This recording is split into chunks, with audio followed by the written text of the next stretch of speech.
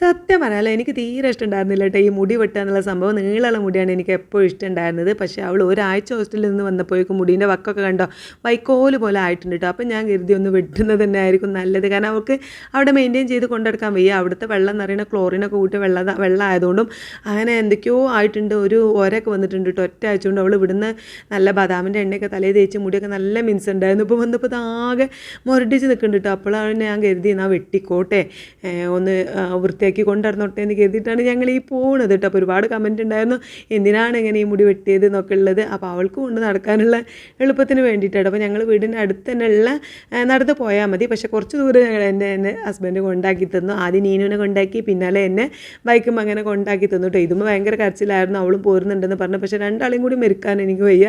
കാരണം പോരുന്ന വയ്ക്ക് നമുക്ക് 1-2 കടയിലൊക്കെ കയറാനുണ്ടാവും. നീനുവിന് ആവശ്യമുള്ള കുറച്ച് സാധനങ്ങൾ വാങ്ങാനുണ്ടായിരുന്നു. അപ്പോൾ അതുകൊണ്ടാണ് കേട്ടോ ഇതുപോലെ കൊണ്ടുവരാൻ ഞാൻ അവസാനം കിൻഡർ ജോയിൽ അങ്ങോട്ട് ഒതുക്കി കിൻഡർ ജോയ് കൊണ്ടുവരാമെന്ന് പറഞ്ഞപ്പോൾ തെന്നാനെ കരച്ചിലൊക്കെ മാറിയിട്ടു. അപ്പോൾ കിൻഡർ ജോയിൻ്റെ ഒരു പവറില്ലേ അങ്ങനെ അവൾ. എന്നാലും ഞങ്ങൾ പോരുമ്പോൾ പിന്നാലെ കുറച്ച് ദൂരം സൈക്കിൾ മേലൊക്കെ പോന്നിട്ടുണ്ടായിരുന്നു. അങ്ങനെ ഞങ്ങൾ ഇവിടെ എബല്ലയിലാണ് കേട്ടോ വന്നത്.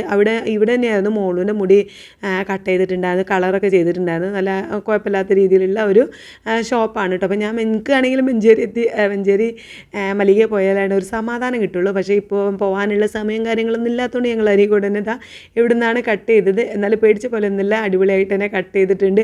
അവർക്കാണെങ്കിൽ ഇത്രയും മുടി കട്ട് ചെയ്യുന്ന പറഞ്ഞാൽ ഇത്ര വെട്ടണോ ഇനിയും വെട്ടണം. ആദ്യം അവർ വെട്ടിയത് കുറച്ച് വെട്ടിയിട്ടുണ്ടായിരുന്നു കേട്ടോ. പിന്നെ ഞങ്ങൾ ഒന്നും കൂടി ഇറക്കം കുറക്കണം എന്നാണ് ഇത്ര ആക്കിയിട്ടുണ്ട്. ഒന്നാമെന്താ വെച്ചാൽ വെട്ടാണെങ്കിൽ ഇത്ര ആക്കണം കേട്ടോ. ഇല്ലാന്നുണ്ടെങ്കിൽ അവൾക്ക് കെട്ടാനുള്ള, അവൾ പോകുമ്പോൾ കെട്ടാറില്ലേ മുടി ഇങ്ങനെ ഒരു ബാക്കിൽ ഇങ്ങനെ ഉണ്ടായിട്ട്, അതുപോലെയുള്ള രീതിയിൽ കെട്ടാനുള്ള മുടി വേണം. അല്ലാന്നുണ്ടെങ്കിൽ ഇത്ര ആവണം.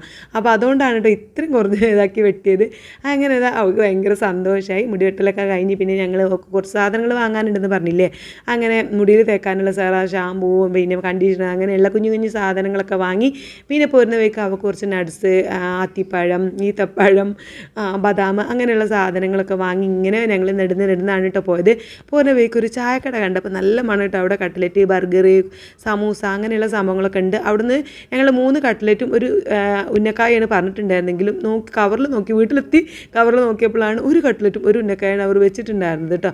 പിന്നെ അതൊക്കെ വാങ്ങിയതാണ് ഞങ്ങൾ വീട്ടിലെത്തി. പിന്നെ കിൻഡർ ജോയ് കണ്ടപ്പോൾ ഇത് മുന്നേ സന്തോഷമായിട്ടോ.